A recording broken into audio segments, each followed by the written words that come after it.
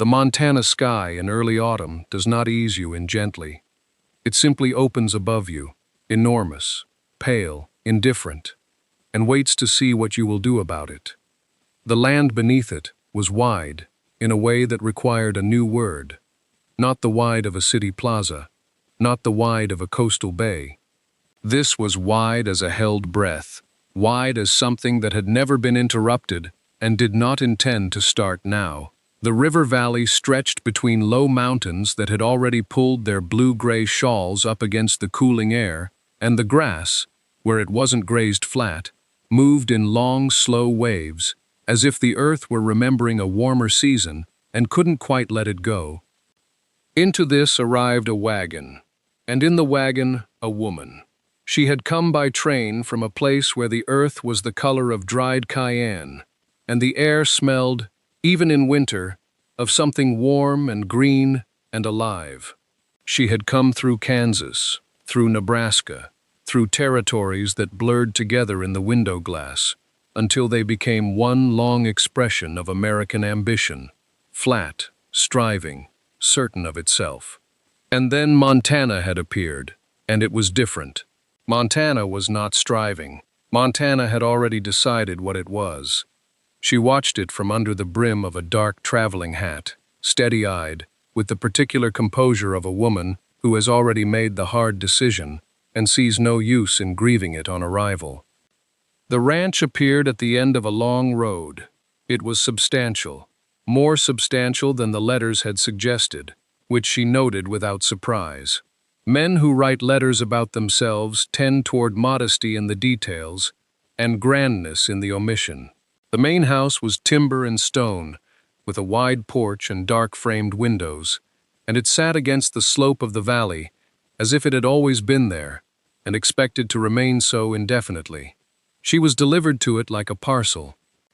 That is not cruelty, that is simply the arithmetic of mail-order marriage in the year 1882. There were terms. There was an agreement.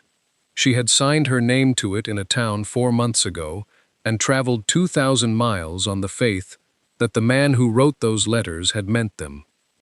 Somewhere in the territory, a clock was already running. The Autumn Cattlemen's Dinner was held each year at the hotel ballroom in town, 1 day's ride east, on the last Friday of October. It was the single most important social gathering on the Montana frontier calendar. The night when wealth and reputation were weighed in the same room, when a rancher's standing was confirmed or quietly revised. Every man of consequence attended. Every wife stood beside her husband and was, in her own way, assessed. That dinner was 6 weeks away. 6 weeks was not very long, when you considered that she had not yet set foot inside the house.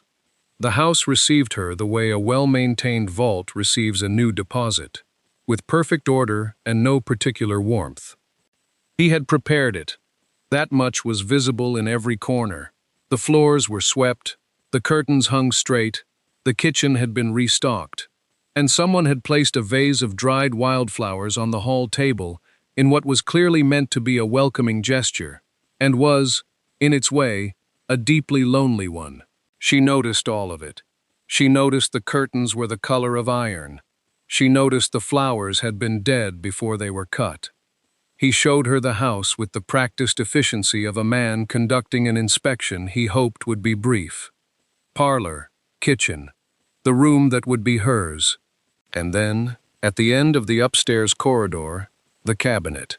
It was exactly as he had described in none of his letters, because he had not described it at all. A surprise, then, which he delivered with the quiet satisfaction of a man who considers himself generous and would like the fact confirmed. Tall, dark lacquer, polished to a mirror finish. Glass doors, 6 shelves, and on each shelf 2 French perfume bottles, arranged with the symmetry of a man who had thought carefully about what a proper wife would want. 12 bottles. The smell of them reached her before he opened the doors. Floral, heavy, expensive, and entirely foreign. He watched her face. She gave him nothing. Not the delight he had expected.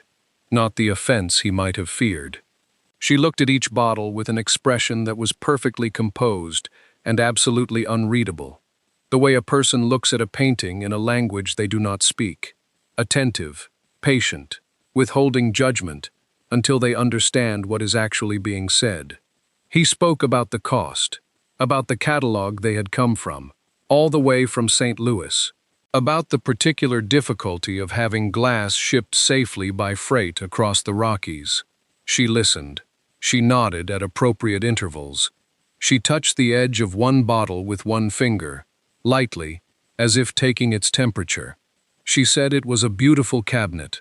He closed the glass doors, satisfied. The matter in his mind was settled. This was the kind of home she would ornament. This was the kind of wife she would become. He had purchased the frame. She would, in time, learn to fill it. That night she lay in a strange bed and listened to Montana wind she did not yet know how to read.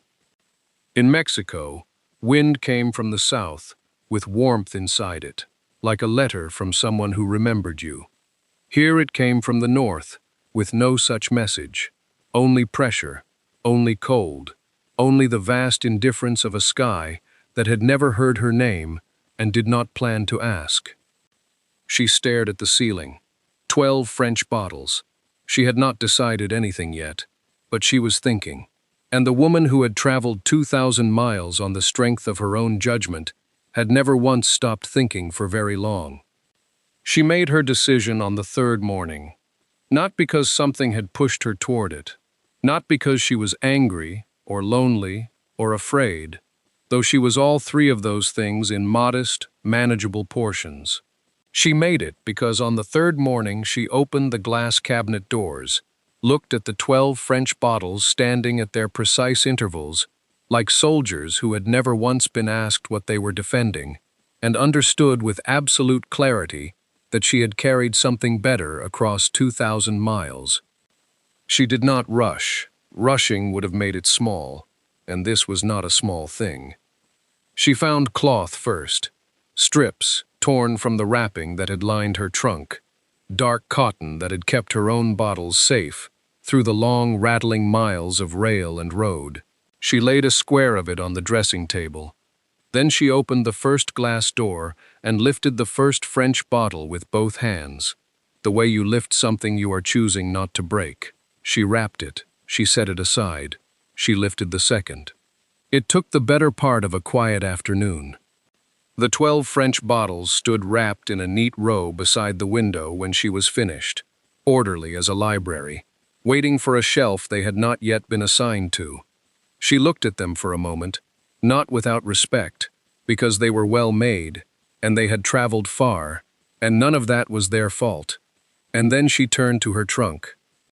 Her bottles were not French, they were plain glass, squat and practical, sealed with dark wax and tied at the neck with strips of the same cloth she used for wrapping. She had packed 6. She had considered, somewhere in Kansas, whether 6 was enough. She had decided it would have to be.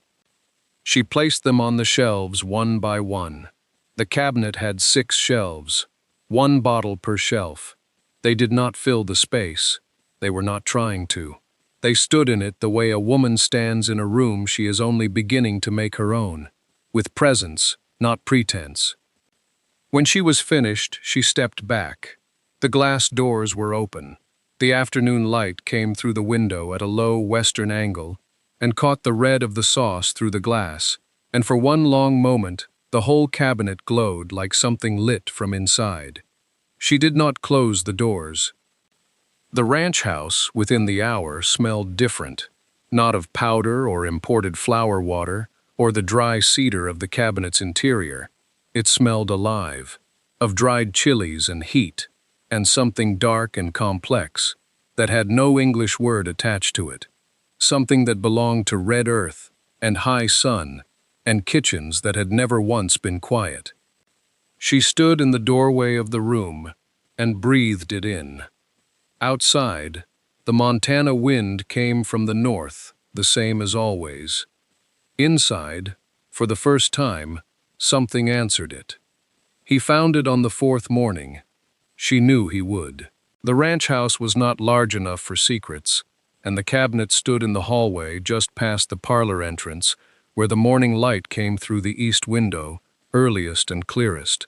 He would have passed it every day since her arrival.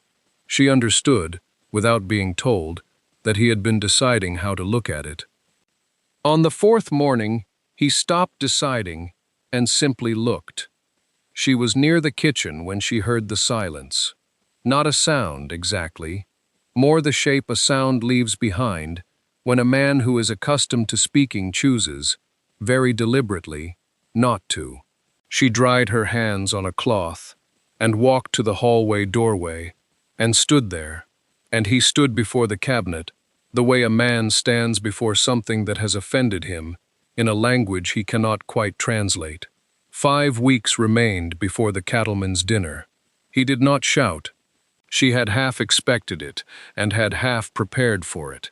The way you brace against a wind you can see bending the grass a quarter-mile off. But he did not shout. He was a man who understood that volume was for men who had already lost the argument. Instead, he spoke the way cold water moves, level, quiet, covering everything it touched. He told her that the dinner was the most important evening in the territory's calendar, that every rancher of consequence would be there, every man whose opinion shaped the value of land and cattle and name in a radius of 300 miles, that his household would be seen through whatever impression she made, that a wife, in this part of the world, at this particular moment, was not only a private arrangement, she was a public one, that he had filled that cabinet with care and considerable expense, and what stood in it now looked like something from a market stall. He said all of this without once raising his voice. When he was finished, he turned and looked at her for the first time since he had begun speaking. She met his eyes. She nodded once, a single, measured dip of the chin that could have meant, "I hear you," and could have meant, "I understand," and could have meant nothing beyond the fact that she had ears and was using them. Then she folded her hands in front of her, and did not move toward the cabinet, and did not look at the cabinet, and did not say a single word. He waited. The hallway was very quiet. The bottles on the shelves were very red. He left for the far pasture within the hour. The cabinet stood exactly as she had arranged it. 6 shelves, the dark wax seals, the strips of cloth tied at the necks. Not a bottle shifted. Not a single cork disturbed. Outside, the grass ran west in long silver waves under a high, pale sky. 5 weeks was not forever, but it was not nothing either. 4 weeks remained. The land did not care about that particular arithmetic.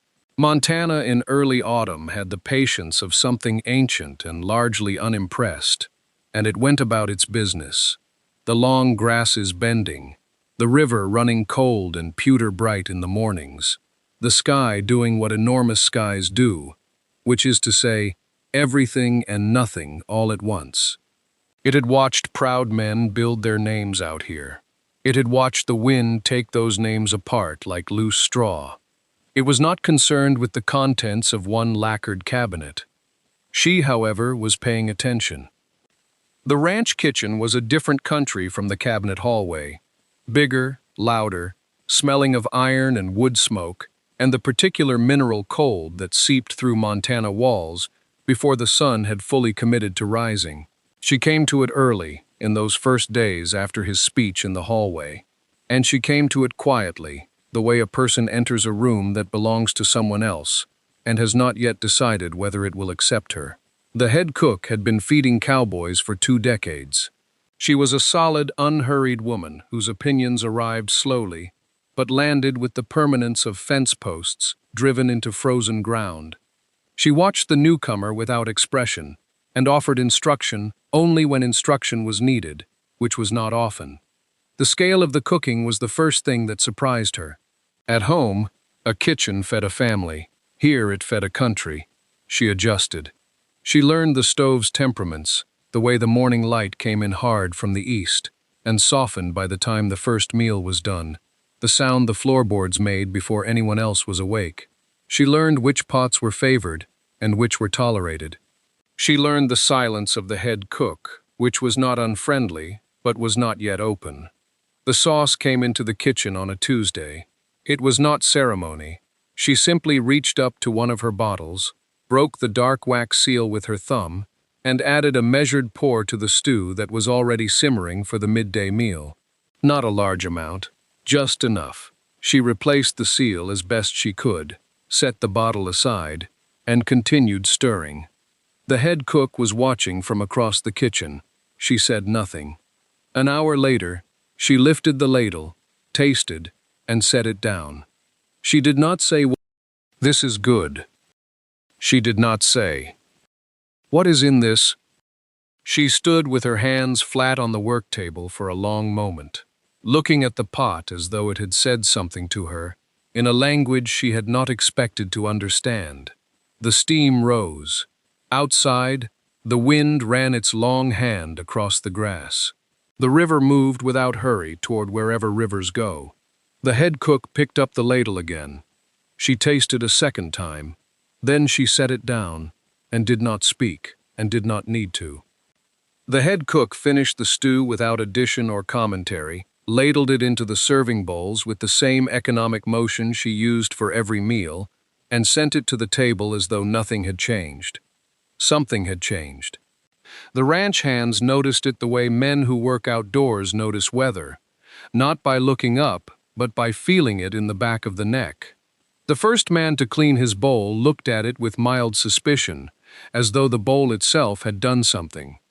The second man reached for more without comment, which was the only review that mattered in a bunkhouse. By the time the bread had been passed twice, and the pot had been carried back from the table, lighter than anyone could remember seeing it on a Tuesday, the conversation had found its subject, and could not be persuaded away from it. What was in that stew? They had opinions. One said it was a new spice the cook had ordered from the catalog. Another disagreed with the confidence of a man who had never been right about anything but had strong feelings. A third, wiser, said only that he could not name it, and that not being able to name a thing did not make it less real. This was considered, briefly, to be the smartest thing anyone had said all week. The warmth of the meal stayed in them the way warmth from a good fire stays, not burning, not fading, but quietly present, like company that knows when to stop talking. By evening, the bunkhouse had decided collectively that Tuesday had been, without explanation, a better day than most. In his study, he was reviewing figures by lamplight. He was good at figures. He had built the ranch on his ability to look at numbers and understand what they meant before anyone else in the room did. But the sound that reached him through the wall, not loud, not disorderly, simply fuller than usual, was not a number he could locate in any column. He set his pen down. He walked to the kitchen doorway and stood there in the half-dark with his hand on the frame. The table had been cleared. The bowls were stacked at the wash basin, and most of them had been scraped so clean that the firelight caught them like new tin. The head cook was working with her back to him. She did not turn. She had 40 years of knowing when a man had a question he was not going to ask. He looked at the bowls. He looked at the kitchen as a man looks at a landscape that has not changed position but has somehow shifted, the proportions slightly different, the light falling wrong, something subtracted or added that he cannot immediately identify. He filed it. The way he filed everything, quietly, without admission, in the part of his mind where things waited until he had decided what to do with them. He went back to his figures, but the numbers were slower to speak than usual that night. 3 weeks remained. The narrator of this particular stretch of Montana history would like you to understand what 3 weeks meant in a frontier town in the autumn of 1883. It meant the cattleman's dinner was close enough that the hotel had already ordered extra candles. It meant the ranchers' wives were deciding on their good dresses and their good opinions simultaneously. It meant that anything introduced into the town's conversation now would either establish itself before the dinner or be forgotten entirely by spring. 3 weeks was not long. 3 weeks was precisely long enough. The ranch hand who carried the bottle into town did not carry it deliberately. He was a practical man on a practical errand. Flour, lamp oil, a coil of rope, 3 pounds of salt, and the bottle had been pressed into his coat pocket by the head cook, with the instruction that he was to leave it at the general store and say nothing particular about where it had come from. He was not a man who asked follow-up questions. He left it on the counter the way a man leaves a letter he has been asked to deliver, without ceremony and without waiting for the reply. The storekeeper turned the bottle over twice. He held it to the window light and studied the color, that deep, particular red, somewhere between a harvest moon and a warning. He worked the wax seal free with his thumbnail. He uncorked it. The smell reached him before anything else. It was not the thin, vinegar-forward smell of the commercial sauces that came up from St. Louis in small brown bottles. This was something with altitude to it, something that had been somewhere before it arrived here. He had crackers on the counter, as storekeepers always do when they are tasting something they are not sure they should be tasting. He tapped a small amount onto one. He ate it with the cautious expression of a man testing river ice. He stood very still. The next customer came through the door 4 minutes later, a rancher's wife in from the eastern road, her list folded in her glove. She had not finished asking for her cornmeal before the storekeeper had set the cracker in front of her and told her to try it first, and ask him afterward what it was. By the time the ranch hand had his rope coiled and his flour loaded and his horse pointed back toward the valley, the storekeeper was on his third customer of the explanation. He did not know the full story. He knew the ranch. He knew it had come from the new wife. He knew it was unlike anything he had stocked or tasted in 15 years of frontier retail. These 3 facts were sufficient. A frontier town does not require complete information to begin a conversation. It requires only a starting point and a slow afternoon. The bottle sat on the counter. The word moved faster.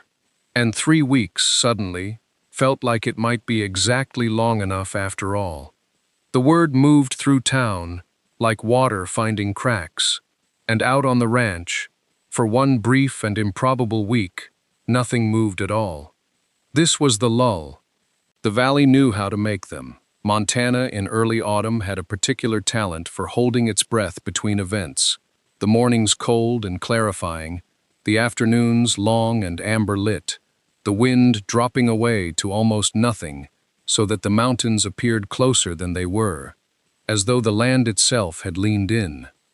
She was on the south porch when he found her there, not by design but by the ordinary accident of 2 people living in the same house moving through it at the same hour.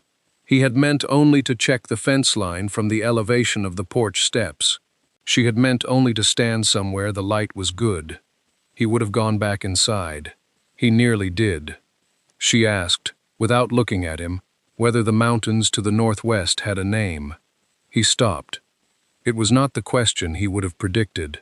He had prepared himself, in the private inventory of his expectations, for questions about the household account, or the supply schedule, or the correct protocol for the cattleman's dinner.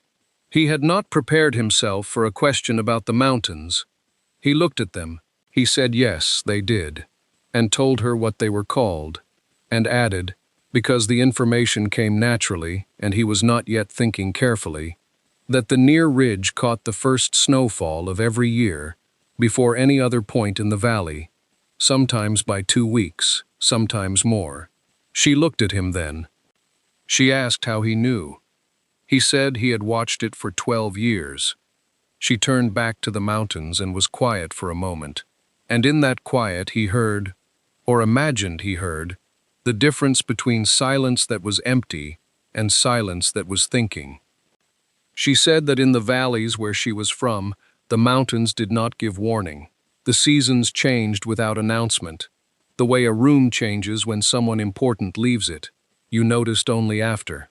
He had not expected that either.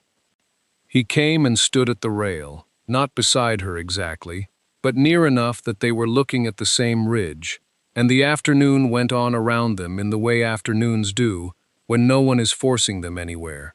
He did not apologize for the perfume cabinet. She did not mention it. What happened instead was quieter than either of those things, and in some ways more permanent. A question had been asked and answered.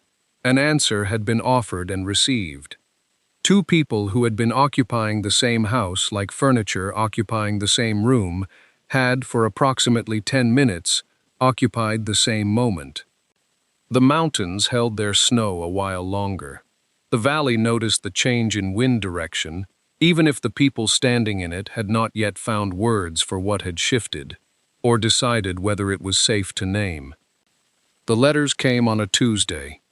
3 of them arrived together in the supply wagon that made its weekly run from town, tucked between a hardware invoice and a dry goods receipt as though they were ordinary correspondence, and not something quietly extraordinary. He sorted the mail at the breakfast table the way he always did, standing, coat still on, coffee cooling beside him, a man who had not yet decided whether the day deserved his full attention. He opened the first. Read it. Set it down. Opened the second. Read it. Set it beside the first, with a particular kind of care, the way a man handles something he is not certain how to classify. The third letter he read twice. She was at the far end of the room, near the window where the morning light came in, at an angle useful for nothing except being beautiful, and she was doing what she did most mornings, not waiting, exactly, but being present in the quiet way she had learned was its own form of patience. She noticed when he stopped moving. She had learned to read stillness in this house, the way she had once read weather in the valleys, by what it interrupted. He looked up from the letters. The expression on his face was one she had not catalogued before. She had learned the others, the controlled distance he wore in public, the focused efficiency he carried through the ranch day, the brief and careful consideration he brought to things that surprised him. This was none of those.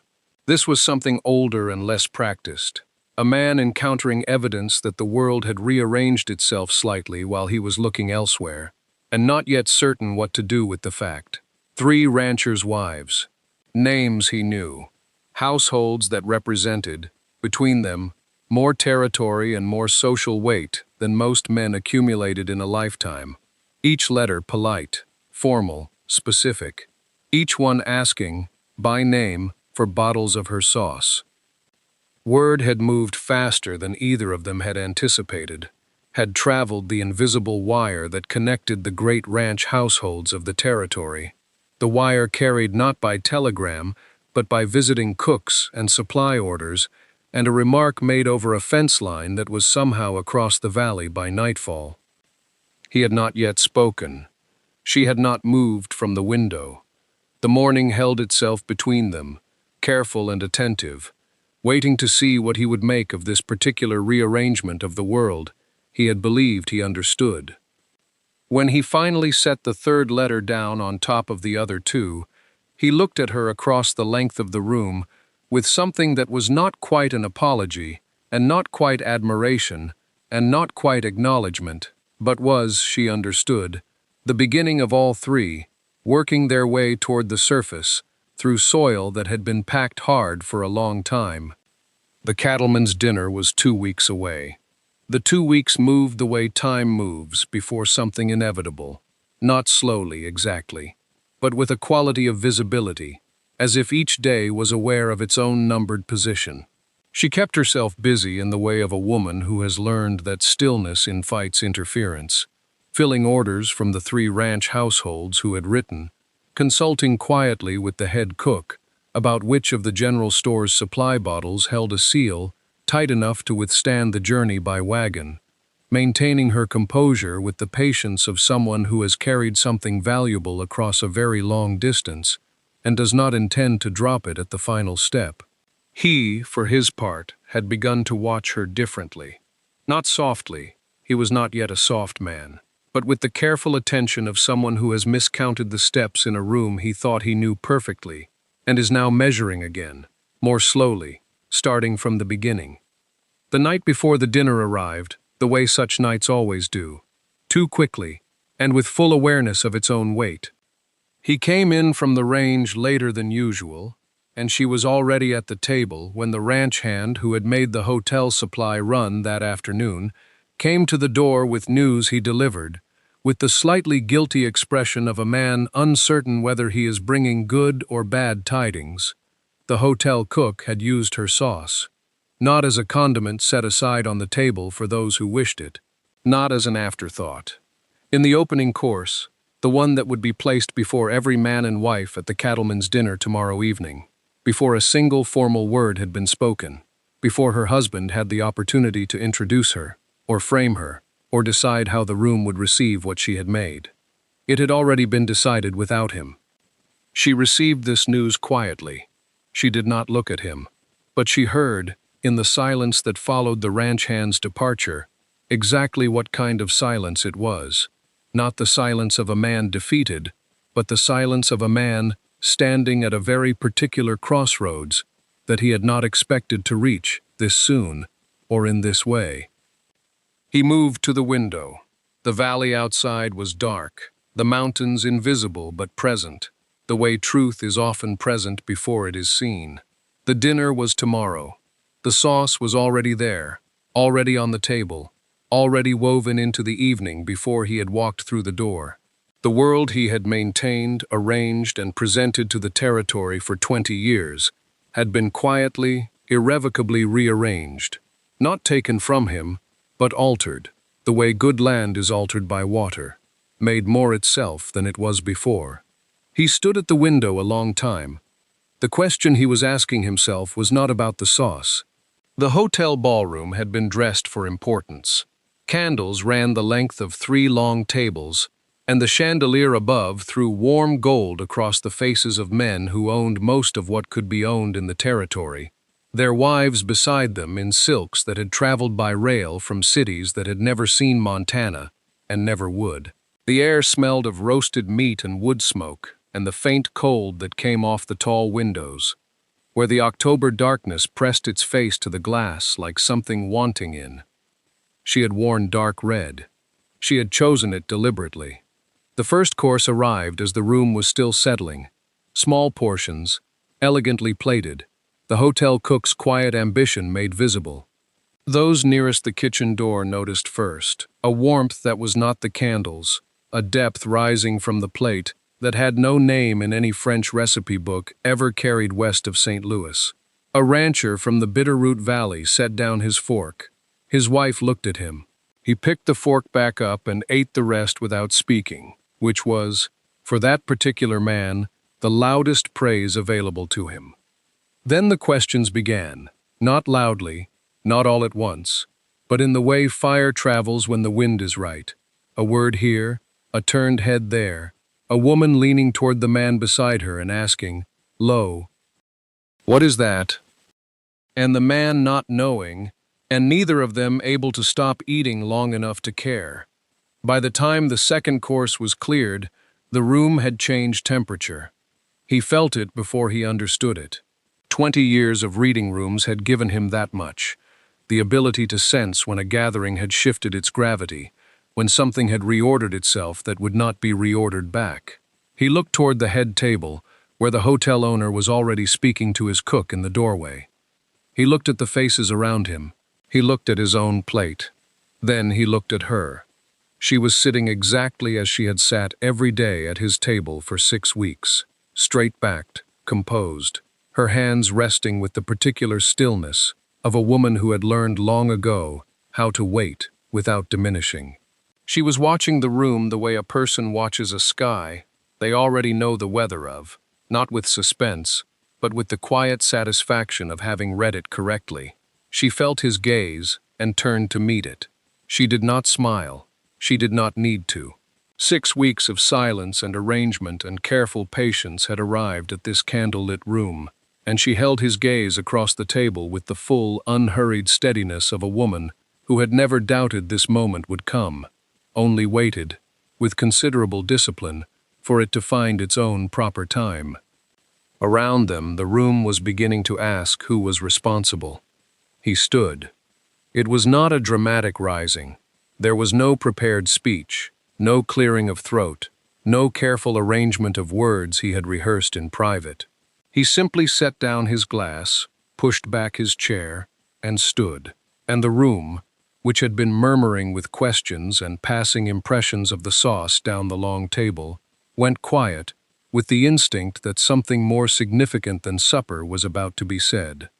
43 faces turned toward him, men who had ridden with him, competed with him, borrowed from him, and measured themselves against him for the better part of 2 decades. Their wives, who had written politely worded letters to his ranch and received no reply. The hotel owner, the cook, still half visible in the doorway, all of them watching. He looked at her once before he spoke, as if making certain she was real. Then he said her name, her full name, the one he had rarely used in 6 weeks, the one that carried the sound of another country in its syllables and did not soften itself for Montana. He said it clearly, without apology or abbreviation, and let it sit in the room for a moment before he continued. He told them the sauce was hers, that the recipe belonged to her, carried from her mother's kitchen, irreducible and secret and entirely her own. That it had arrived on his ranch in 12 glass bottles sealed with wax, and that he paused here, and something moved briefly across his expression that was not quite shame, but was neighboring it closely. Not known what he had. He said the finest thing on his ranch had not come from his money, or his cattle, or his land. It had come from her. The room was very still. He looked at her directly then, in front of all of them, with the particular gravity of a man who understands that he is asking something he cannot take back. He asked her what she wanted next. She did not make him wait. She had known the answer for 6 weeks, arranged it quietly in the back of her mind, the way she arranged everything, with patience and precision and no performance. She said she wanted to open a proper trade, under her own name, from their ranch. He agreed without condition. The room exhaled. Later, when the carriage returned them to the ranch under a wide Montana sky crowded with stars, she walked ahead of him through the front door and stopped at the cabinet. He had left it as she'd emptied it, open, the glass doors reflecting lamplight, its shelves bare and waiting. She looked at it for a long moment. Then she left it open. Both doors, unhurried and wide, exactly as they were. It was the first thing in that house that belonged entirely to no one's idea but hers, and she intended to fill it slowly, deliberately, and in her own time.